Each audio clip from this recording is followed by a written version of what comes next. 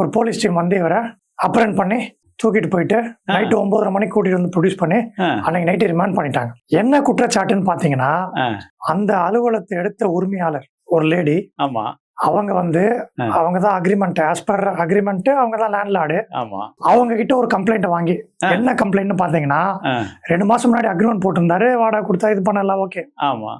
இப்போ நாங்க பார்க்கும் பொழுது இவர் வேற ஒரு பயன்பாட்டுக்கு அலுவலகத்தை வந்து யூஸ் பண்ண போறான்னு தெரியுது. இவர் மேல கேஸ் இருக்கலாம் தெரியுது. அதனால நாங்க போய் அலுவலகத்தை வந்து கேட்க போனோம். என்னைக்கு 28ஆம் தேதி நவம்பர் நாங்க 8 மணிக்கு வந்து கேட்க போனோம். கேட்க போகும்போது என்ன வந்து இந்த மாதிரி அசிங்கமான வார்த்தையில பேசி, நான் யாருன்னு தெரியுமா, இந்த மாதிரி வார்த்தையில திட்டி நான் அவ்வளவுதான் சொல்லி மிரட்டிட்டாரு அப்படின்னு சொல்லி 8 மணிக்கு சம்பவம் நடந்ததுன்னு சொல்லி 9 மணிக்கு புகார் கொடுத்துருந்தாங்கன்னு சொல்லி எஃப்ஐஆர் போட்டு, இது 28 எஃப்ஐஆர் 30ஆம் தேதி அவரை கூட்டிட்டு போயிட்டாங்க ரிமாண்ட் பண்றதுக்கு. நான் ரிமாண்ட் பண்ணும்போது அந்த ஃபுட்டேஜ் எல்லாம் போட்டு காமிச்சிட்டேன் மேஜிஸ்ட்ரேட்டுக்கு. பேக்கப் எடுத்து 7:06க்கு உள்ள வராங்க. அப்பாவும் பையனும், அந்த புகார் கொடுத்த அம்மையாரோட கணவரும் மகனும் உள்ள வராங்க.